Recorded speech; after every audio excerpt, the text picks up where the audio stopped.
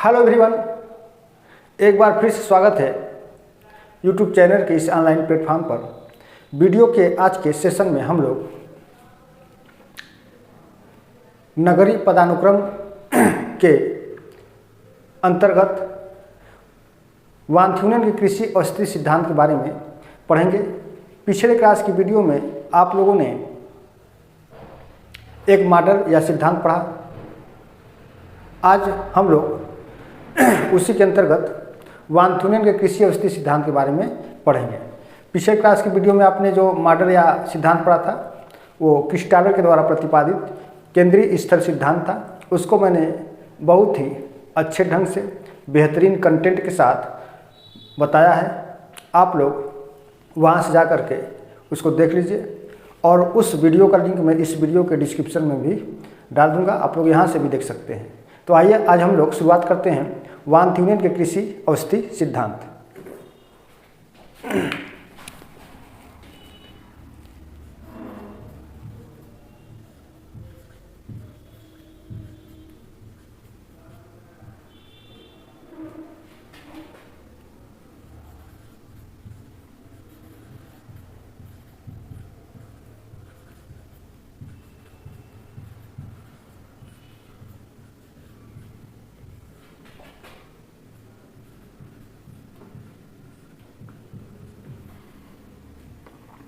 वान Thünen का कृषि औषधि सिद्धांत। यदि बात करें वान थ्यूनेन की, तो वान थ्यूनेन एक जर्मन अर्थशास्त्री थे और ये जर्मनी में ही रहते थे। जर्मनी के एक मैगलेनबर्ग नामक शहर में, यानी जर्मनी में ही एक शहर था जिसका नाम मैकलेनबर्ग था। यहाँ से मैं लिख दे रहा हूँ मैकलेनबर्ग।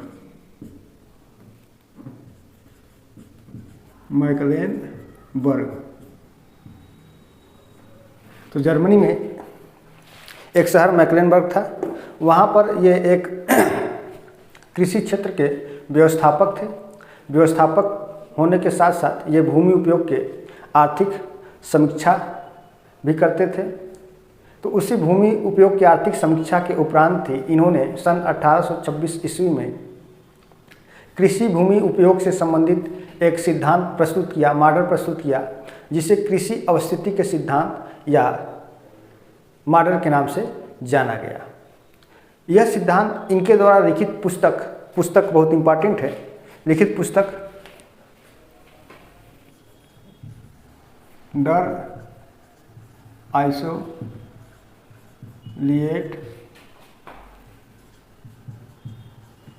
स्टेट में किया था। तो अपने सिद्धांत का प्रतिपादन, यानी कि वान थ्यूनेन ने अपने कृषि औषधि सिद्धांत का प्रतिपादन खुद की द्वारा लिखी पुस्तक डर आइसोलिएट स्टेट में किया। और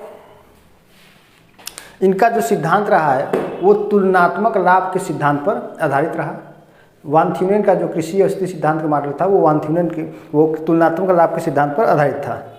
और वान थ्यूनेन का ये भी मानना था कि जैसे जैसे बाजार से दूरी बढ़ती जाती है, यानी कि जैसे केंद्र में कोई बाजार हो गया, अब उस बाजार से जैसे जैसे दूरी बढ़ती जाएगी तो दूरी बढ़ने के साथ साथ जो आर्थिक लगान होगा वो भी क्या होगा, कम होता जाएगा, यानी कि आर्थिक लगान में ह्रास होता चला जाएगा। और जब आर्थिक लगान में ह्रास होगा तो परिणाम स्वरूप क्या होगा कि भूमि उपयोग में भी अंतर देखने को मिलेगा। तो वान थ्यूनेन ने ये बताया था कि बाजार हो और जैसे जैसे बाजार से दूरी बढ़ेगी वैसे वैसे क्या होगा कि आर्थिक लगान में ह्रास होगा और भूमि उपयोग में भी परिवर्तन देखने को मिलेगा।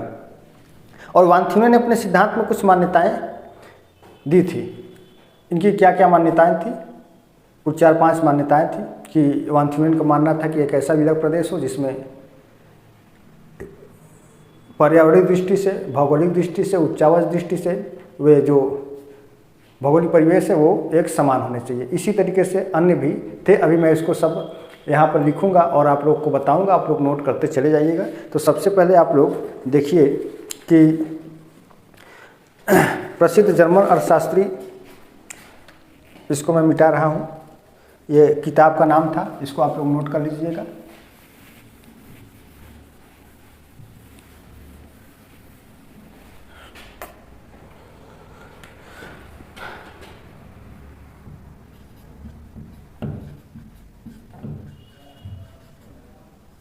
प्रसिद्ध जर्मन अर्थशास्त्री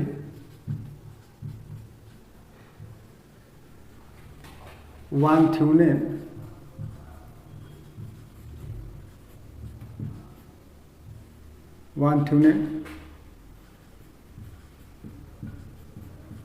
जर्मनी के मैक्लेनबर्ग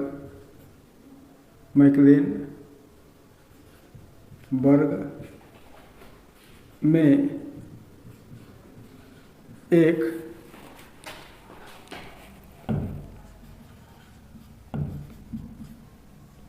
कृषि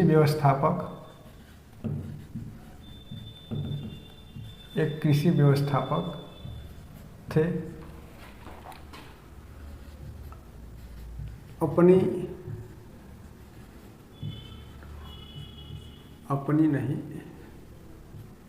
अपने लंबे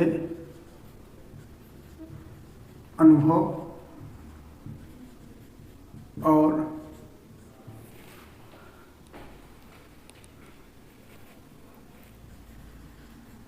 कृषि भूमि की आर्थिक समीक्षा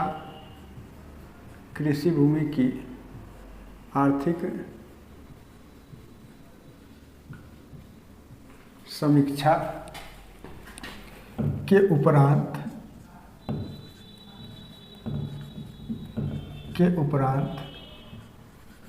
इन्होंने 1826 में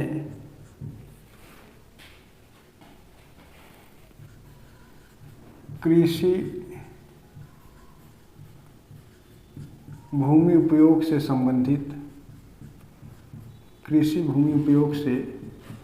संबंधित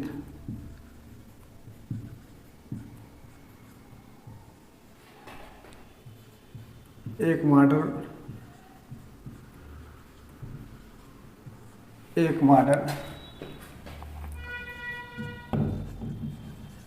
प्रस्तुत किया, जिसे वान थ्यूनेन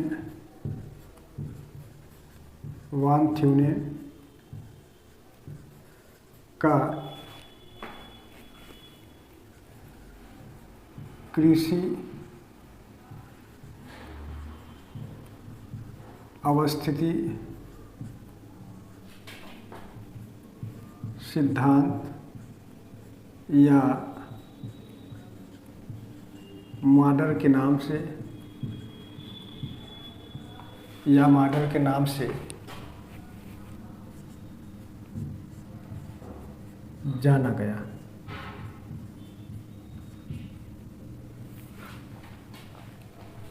ठीक, इन्होंने अपना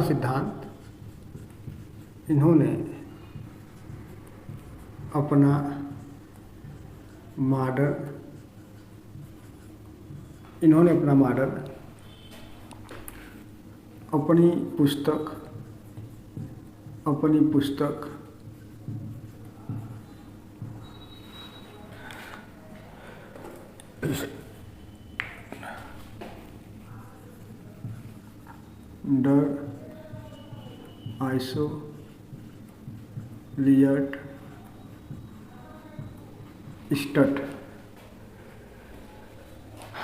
डर आइसोलियट स्टट में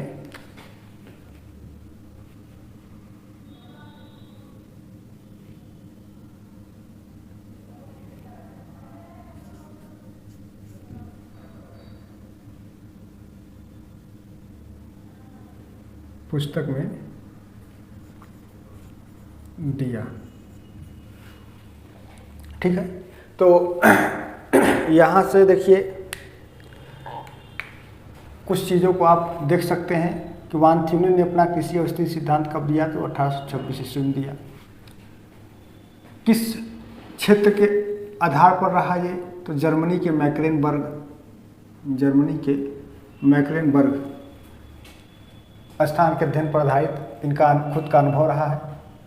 और किस पुस्तक में दिया इन्होंने, तो डर आइसोलियट स्टट में इन्होंने अपना यह सिद्धांत दिया था। अब इसके अलावा कुछ चीज़ें हैं कि जो वान थ्यूनेन का सिद्धांत रहा है, वान थ्यूनेन का सिद्धांत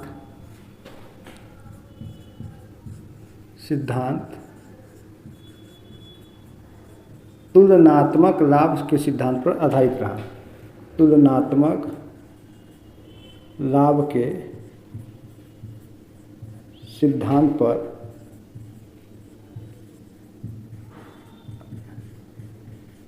आधारित था। तो वान थ्यूनेन का सिद्धांत किस लाभ पर आधारित था? तुलनात्मक लाभ के सिद्धांत पर यह आधारित था। और एक पॉइंट आप लोग ये भी नोट कर सकते हैं कि वान थ्यूनेन के अनुसार, यानी कि इनके अनुसार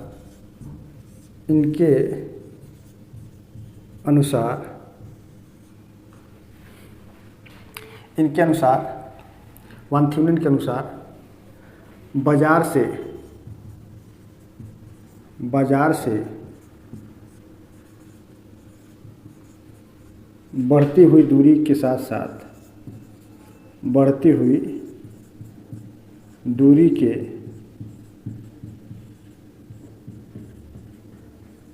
साथ साथ आर्थिक लगान में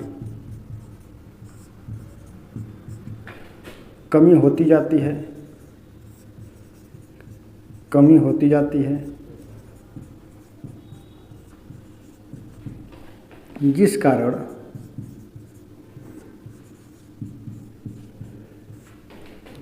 भूमि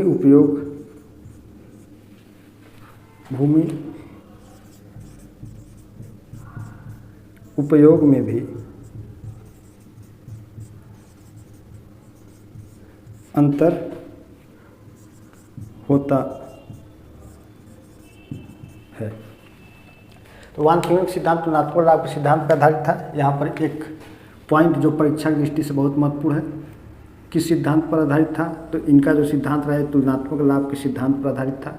ये एक बहुत ही महत्वपूर्ण है, इसको नोट करने की बात है। और इनके अनुसार क्या है, बाजार से बढ़ती दूरी के साथ साथ क्या होता है, जो आर्थिक लगान होता है उसमें कमी होती चली जाती है।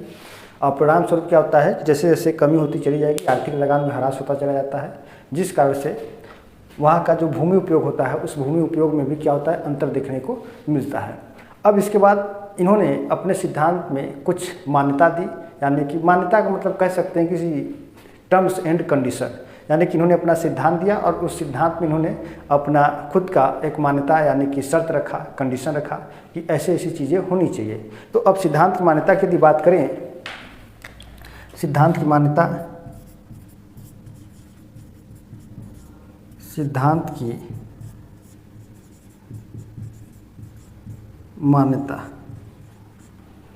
यदि सिद्धांत की मान्यता की बात करें तो इन्होंने निम्न मान्यताएं दी।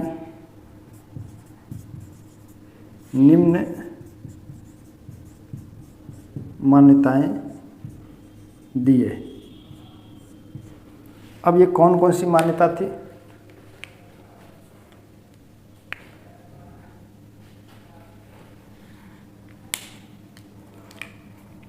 पहला, एक ऐसा विलग प्रदेश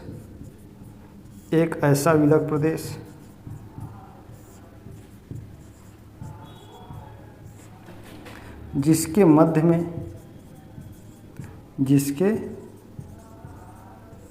में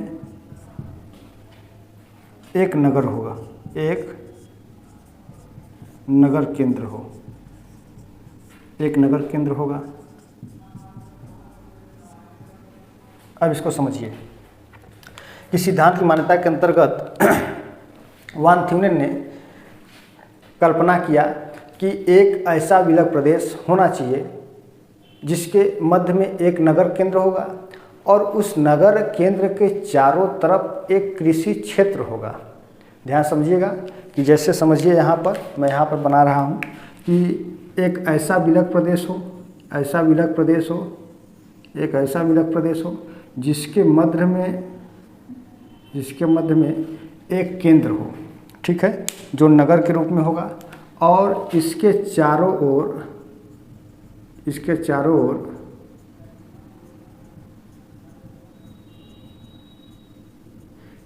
कृषि क्षेत्र हो। ये देखिए कृषि क्षेत्र है, इसके चारों ओर क्या होने चाहिए, कृषि क्षेत्र होने चाहिए। तो एक ऐसा विलक प्रदेश होना चाहिए जिसके मध्य में एक नगर केंद्र हो और इस नगर केंद्र के चारों ओर क्या होने चाहिए, कृषि क्षेत्र होने चाहिए। और ये जो कृषि क्षेत्र होंगे ये विस्तृत रूप से होंगे, विस्तृत कृषि क्षेत्र होने चाहिए, विस्तृत कृषि क्षेत्र होने चाहिए, ठीक है। तो इस नगर केंद्र के चारों ओर एक विस्तृत कृषि क्षेत्र होगा और इस विस्तृत कृषि क्षेत्र में विभिन्न प्रकार के खाद्यान्न पदार्थों का उत्पादन किया जाएगा और उस उत्पादन का प्रयोग या उपयोग ये मुख्य नगर के रूप में, जो मुख्य नगर होगा वो करेगा। लेकिन इस मुख्य नगर से, बात ध्यान समझिएगा, इस मुख्य नगर से किसी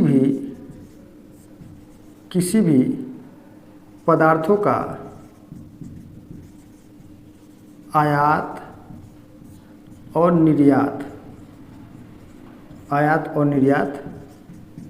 नहीं होगा, ठीक है।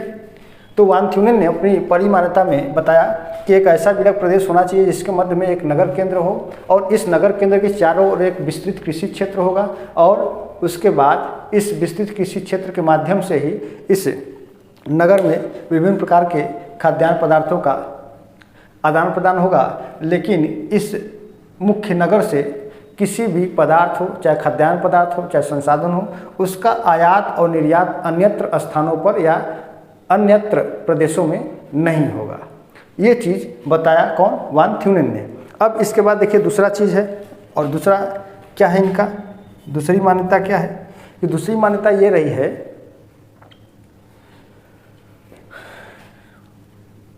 कि संपूर्ण विलक प्रदेश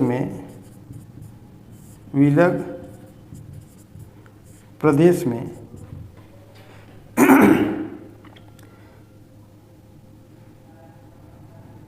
प्राकृतिक पर्यावरण एवं उच्चावचों में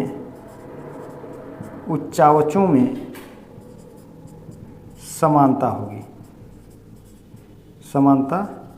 होगी, ठीक। अब इसको समझिए कि इनकी दूसरी मान्यता ये रही है कि जो विलक प्रदेश होगा उस विलक प्रदेश का जो प्राकृतिक पर्यावरण होगा, जो उच्चावच होगा, जो धरातल होगा, बनावट होगा, मिट्टी होगा, जलवायु होगा, उन सभी में किसी भी प्रकार की कोई असमानताएं नहीं होगी, बल्कि वो सभी एक समान होंगे। जब एक समान होंगे तो वे अधिक से अधिक खाद्यान्न पदार्थों का, अनाजों का उत्पादन कर सकते हैं और साथ ही साथ विभिन्न प्रकार के खनिज पदार्थों का खाद्यान्न पदार्थों का उत्पादन करेंगे। तो विभिन्न प्रकार के खाद्यान्न पदार्थ जैसे चावल हो गया, गेहूं हो गया, चना हो गया, मटर हो गया और अन्य जो खाद्यान्न पदार्थ हैं उन सभी का उत्पादन होगा। यदि एक समान रहेगा तब उनमें समानता होनी चाहिए, वहाँ के पर्यावरण में, वहाँ के जलवायु में, वहाँ की मिट्टी में, वहाँ के धरातल में, यहाँ पर क्या होनी चाहिए, समानताएं होनी चाहिए, ताकि अधिक से अधिक और विभिन्न प्रकार के खाद्यान्न पदार्थों का, अनाजों का उत्पादन किया जा सके। तीसरी मान्यता में इन्होंने क्या बताया, तीसरी मान्यता कि वस्तुओं का परिवहन व्यय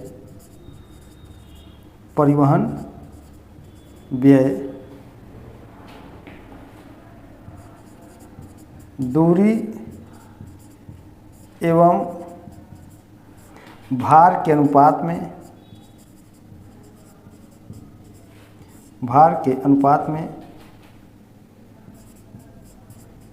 परिवर्तित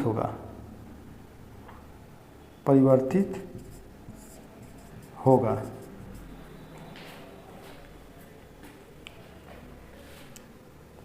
परिवर्तित होगा, या आप इसी को कह सकते हैं कि दूरी एवं भार के अनुपात में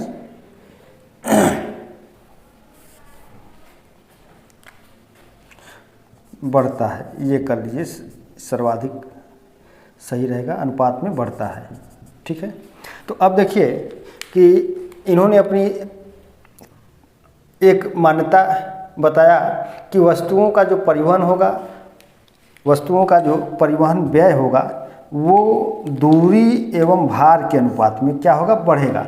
तो जैसे जैसे दूरी बढ़ती जाएगी, जैसे जैसे दूरी बढ़ेगी, परिवहन का व्यय भी क्या होगा, बढ़ेगा, और भार बढ़ेगा तो परिवहन का व्यय भी क्या होगा, बढ़ेगा। जैसे एक एग्जाम्पल ले लीजिए कि एक ए नगर हो गया और यहाँ पर बी नगर हो गया और यहाँ पर सी नगर हो गया। ठीक है, तो ए से बी की दूरी मान लेते हैं कि 150 किलोमीटर है, और बी से सी की जो दूरी है ये मान लेते हैं कि 300 किलोमीटर है।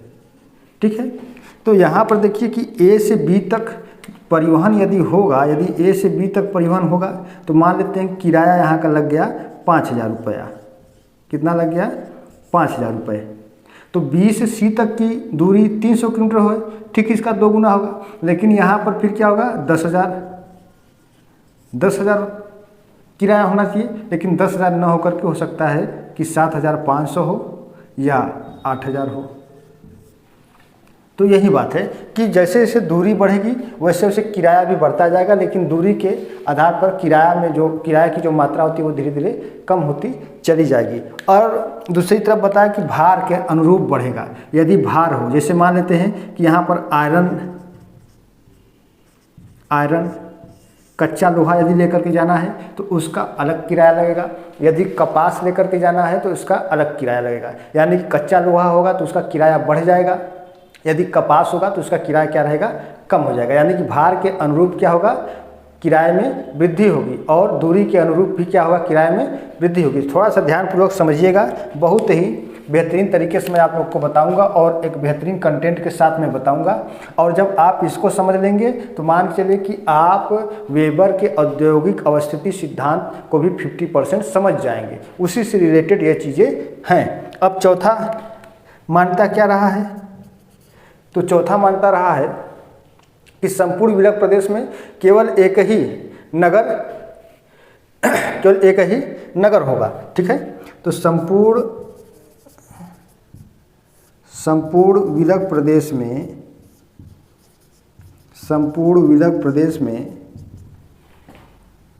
केवल एक ही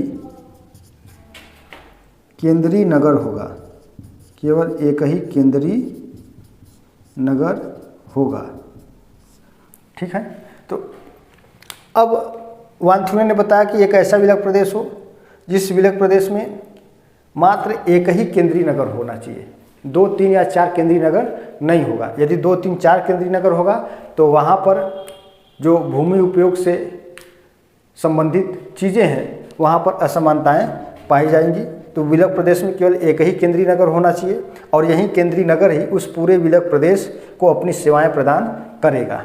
अब इसके बाद इन्होंने 5वां बताया कि विलग प्रदेश में एक ही प्रकार का परिवहन साधन जैसे गाड़ी घोड़ा होना चाहिए, कि विलग प्रदेश में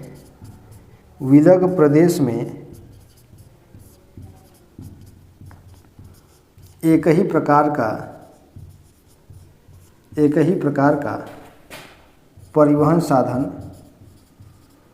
परिवहन साधन जैसे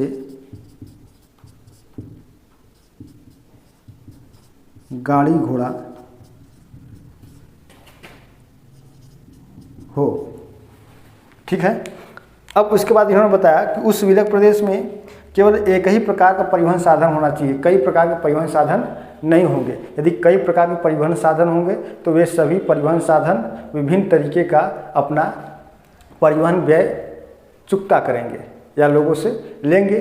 इसलिए उन्होंने बताया कि उस विलग प्रदेश में एक ही प्रकार का परिवहन साधन होना चाहिए, चाहे वो गाड़ी हो चाहे घोड़ा हो। अब चूँकि जिस समय इन्होंने अपना ये सिद्धांत दिया था 1826 में इन्होंने अपना सिद्धांत दिया, तो ये उस समय के अकॉर्डिंग परिवहन साधन की बात करते हैं।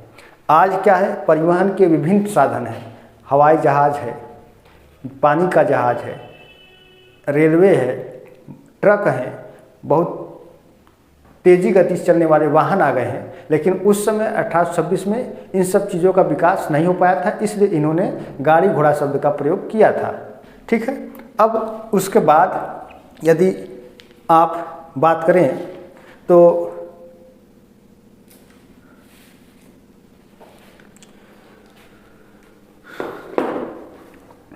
इन्होंने अपने मॉडल में कुछ पेटियों का जिक्र किया और उन पेटियों के बारे में इन्होंने बताया।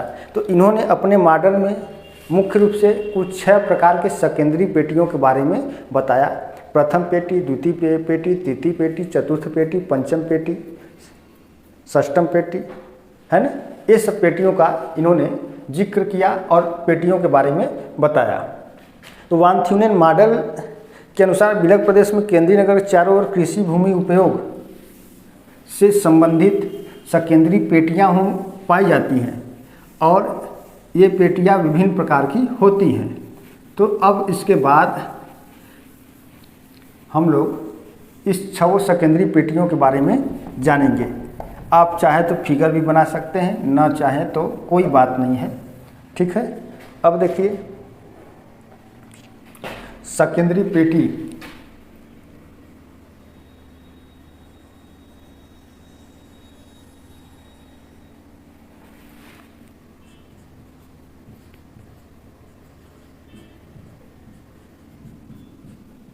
सकेंद्री पेटियाँ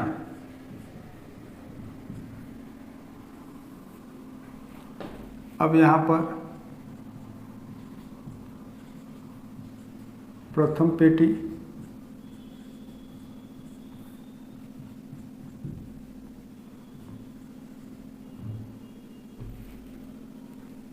दूसरी पेटी,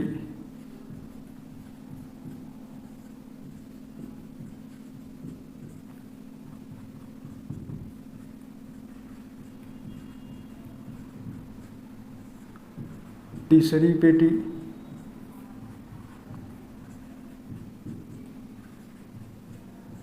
चौथी पेटी,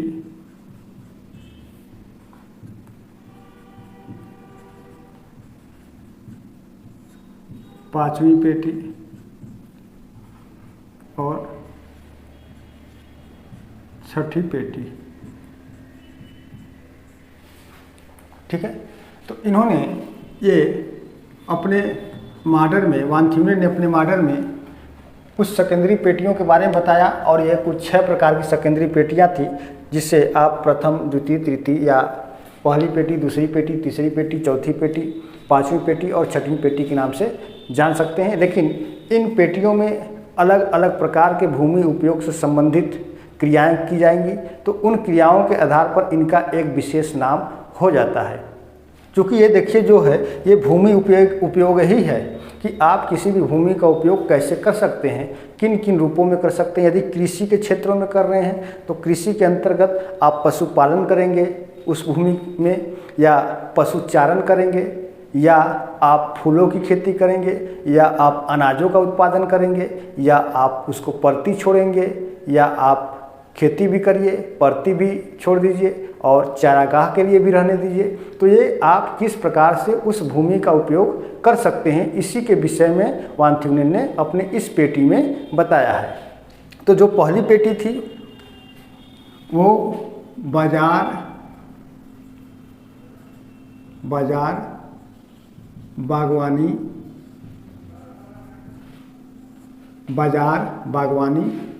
सब्जी एवं दुग्ध उत्पादन, सब्जी एवं दुग्ध उत्पादन। पहली पेटी में बाजार, बागवानी, सब्जी एवं दुग्ध उत्पादन। दूसरी पेटी में जलाऊ लकड़ी एवं ईंधन, जलाऊ लकड़ी एवं ईंधन। और तीसरी पेटी में इन्होंने क्या बताया, तो इन्होंने तीसरी पेटी में गहन कृषि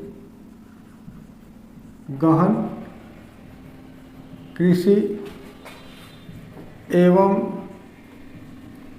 परती रहित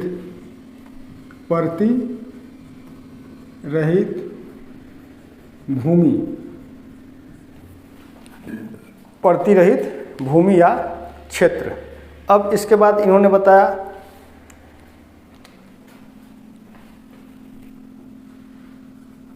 परती एवं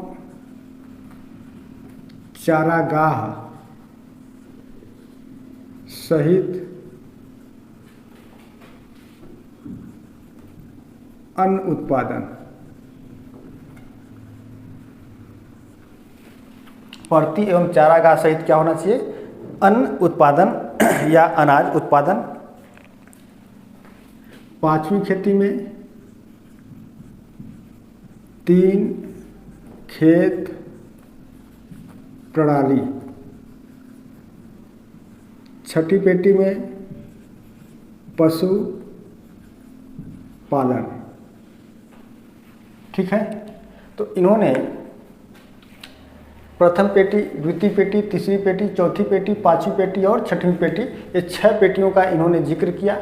और इन्होंने बताया कि जो प्रथम पेटी होगी, है ना, प्रथम पेटी में के मुख्य में एक नगर केंद्र होगा जो बाजार के रूप में भी जाना जाएगा, और वो बागवानी, सब्जी एवं दुग्ध उत्पादन से संबंधित होगा। ठीक है, और जो दूसरी पेटी होगी वो जलाऊ लकड़ी एवं ईंधन से संबंधित होगी। तीसरी पेटी गहन कृषि एवं परती रहित भूमि होगा, यानी कि इसमें गहन कृषि होगा और इसमें परती वाली भूमि नहीं रहेगी, यानी कि किसी भी भूखंड को खाली या परती नहीं छोड़ा जाएगा। सभी भूखंडों पर क्या होगा, सभी क्षेत्रों पर क्या होगा, गहन कृषि की जाएगी, जिससे अधिक से अधिक अनाज का उत्पादन हो सके। चौथी पेटी परती एवं चारागाह सहित अन्न उत्पादन होगा, यानी कि चौथी पेटी में परती भी रहेगा कुछ भूमि चारागाह होगा। ठीक है, और उसमें अनाज का उत्पादन भी किया जाएगा, तो वो चौथी पेटी होगी। पांचवी पेटी में 3 खेत प्रणाली बताया गया। ये बहुत मोस्ट इंपॉर्टेंट चीज़ें हैं। इन 6 पेटी में यही पूछा जाता है, अधिकतर यही पूछा जाता है कि त्रिक्षेत्र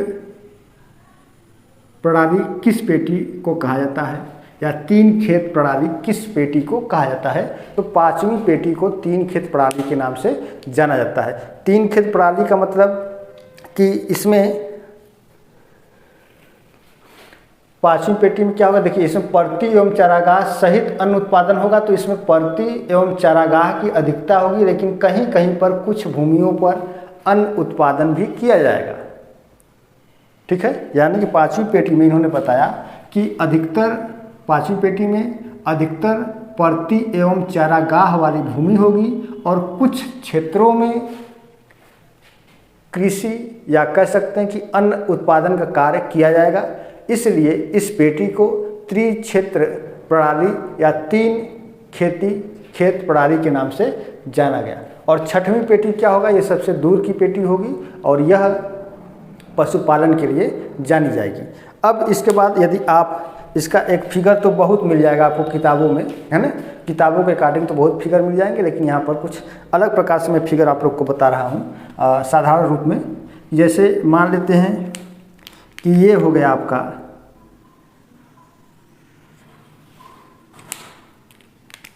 1, 2,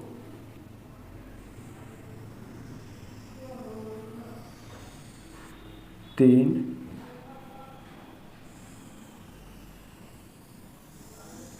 4,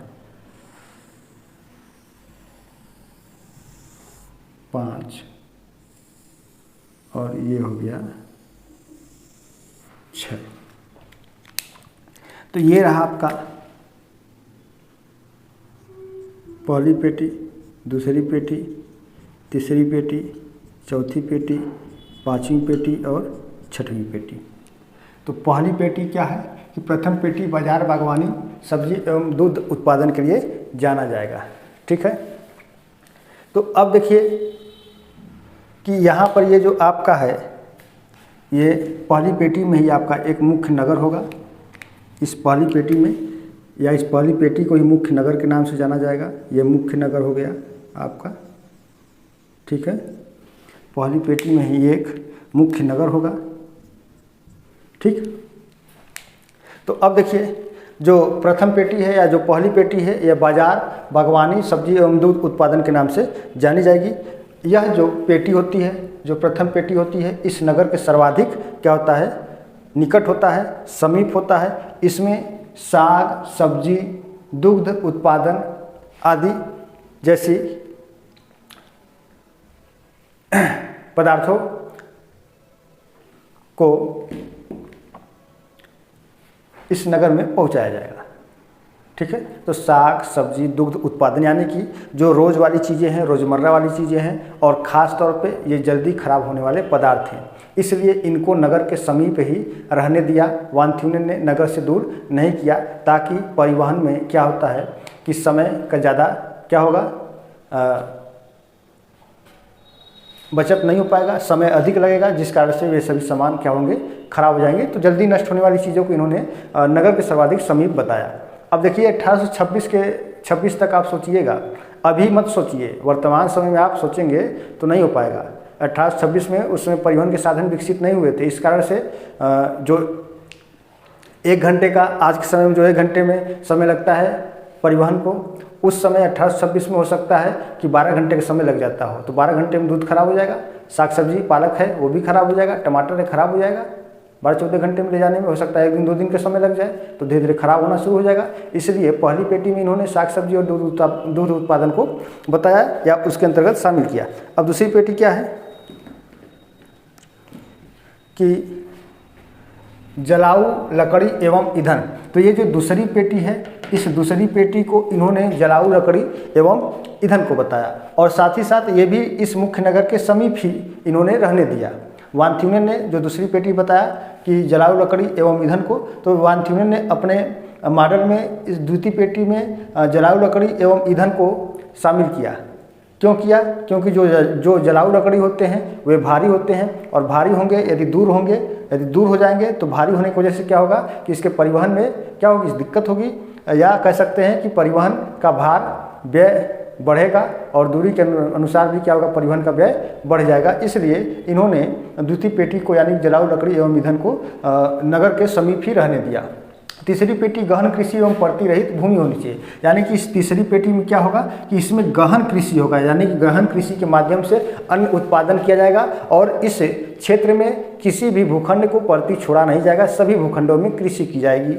चौथी पेटी क्या है? चौथी पेटी में परती एवं चारागाह सहित अन्न उत्पादन किया जाएगा। तो परती एवं चारागाह सहित अन्न उत्पादन, तो चौथी पेटी में क्या होगा कि परती भी रहेगा, कुछ क्षेत्र परती रहेंगे, कुछ क्षेत्र चारागाह के लिए छोड़े जाएंगे, और कुछ क्षेत्रों में अन्न का उत्पादन किया जाएगा चौथी पेटी के अंतर्गत। पांचवी पेटी में क्या होगा कि पांचवी पेटी में अधिकतर, यहाँ पे मैं लिख दे रहा हूँ, ये पांचवी पेटी है, ये वाली पांचवी पेटी है। तो यहाँ पर क्या होगा कि अधिकतर परती भूमि और चारागाह भूमि होंगे, चारागाह भूमि होगी, और कुछ क्षेत्रों में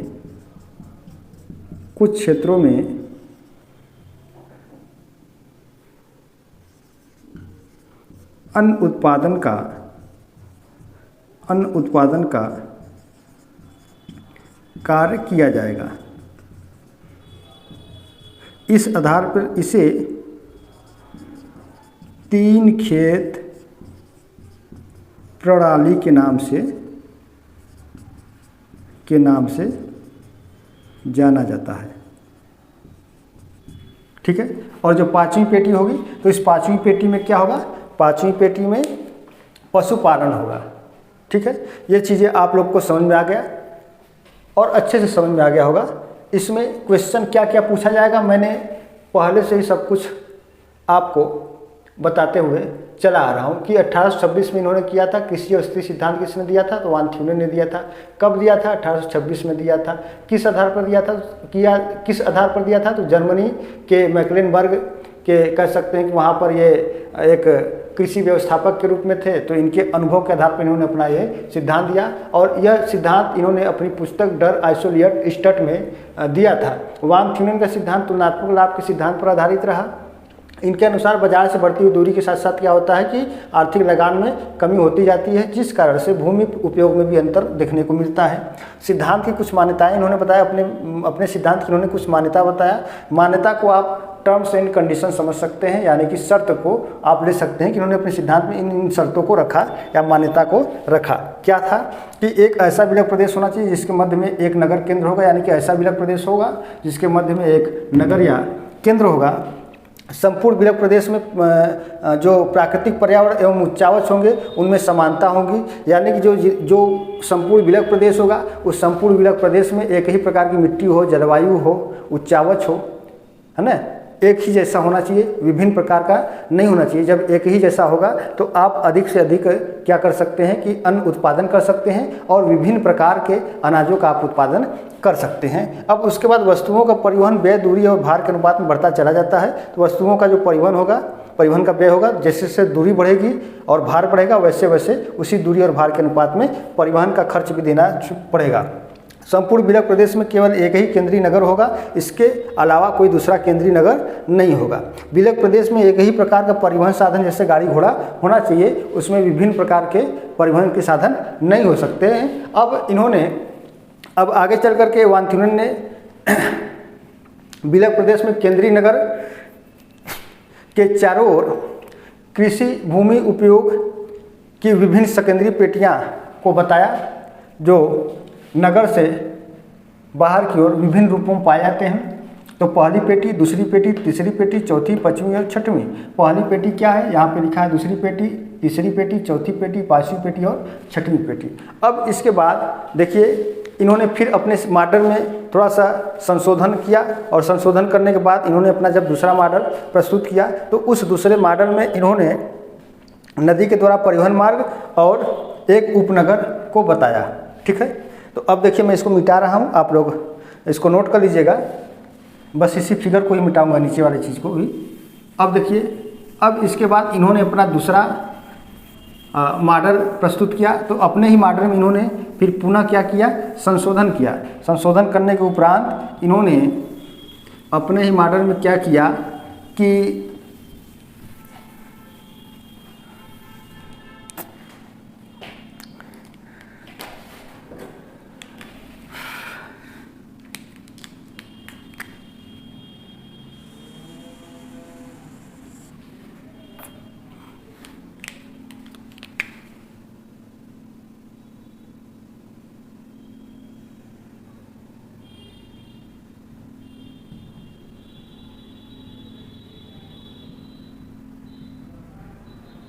ये मुख्य नगर हो गया।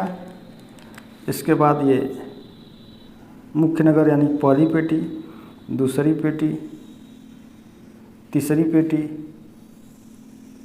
चौथी पेटी, पांचवी पेटी और ये रहा छठवीं पेटी। अब ये इसको थोड़ा सा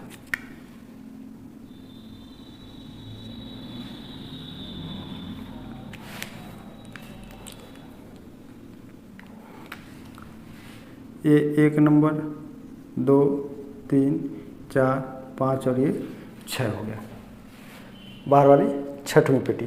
तो अब दूसरे पेटी में दूसरे मॉडल में इन्होंने क्या किया था कि अपने द्वारा जो पहला मॉडल दिया गया था तो उस मॉडल को इन्होंने पुनः संशोधन किया और संशोधन करने के उपरांत इन्होंने अपना दूसरा मॉडल प्रस्तुत किया। तो दूसरे मॉडल में इन्होंने नदी परिवहन मार्ग, ये नदी परिवहन मार्ग है, दूसरे मॉडल में इन्होंने नदी परिवहन मार्ग और एक उपनगर की कल्पना की, और एक उपनगर की इन्होंने क्या किया, कल्पना किया। ठीक है, इन्होंने एक उपनगर की कल्पना की। ये उपनगर को आप ऐसे भी बना सकते हैं,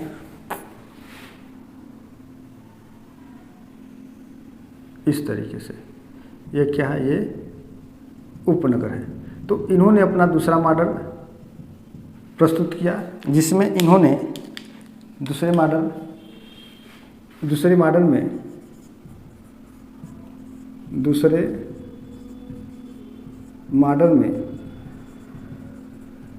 इन्होंने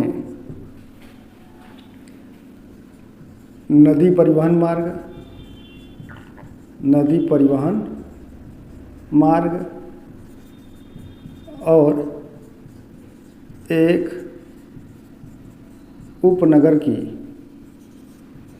कल्पना की। ठीक है, एक उपनगर की कल्पना की। अब तीसरा संशोधन मॉडल आता है। तीसरा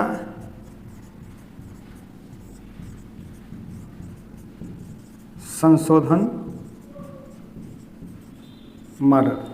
अब तीसरे संशोधन मॉडल में संशोधन शायद सही नहीं लिखा हुआ है। तीसरा संशोधन मॉडल, तो तीसरे संशोधन मॉडल में इन्होंने जो 2 नंबर की पेटी है उसको सबसे बाहरी पेटी में रख दिया। सेम यही चीज़ रहेगा, आपका यही चीज़ होगा।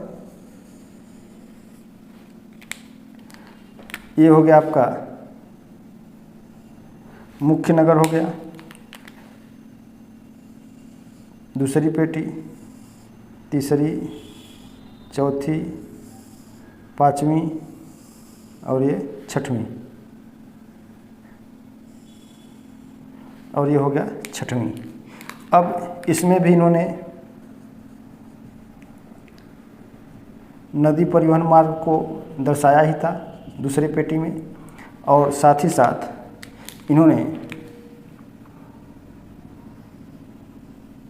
एक उपनगर की भी कल्पना की थी।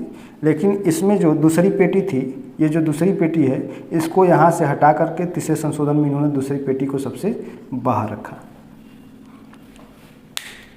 ये परीक्षाओं की दृष्टि से ये जो संशोधित मॉडल है ये बहुत ही महत्वपूर्ण है। दूसरा संशोधन मॉडल में इन्होंने नदी परिवहन के माध्यम से मार्ग को दर्शाया और एक उपनगर की कल्पना की। और तीसरे संशोधन मॉडल में क्या किया, इन्होंने जो दूसरी पेटी थी जिसको जलाऊ लकड़ी और ईंधन कहते हैं, इसको सबसे बाहरी पेटी में इन्होंने रख दिया।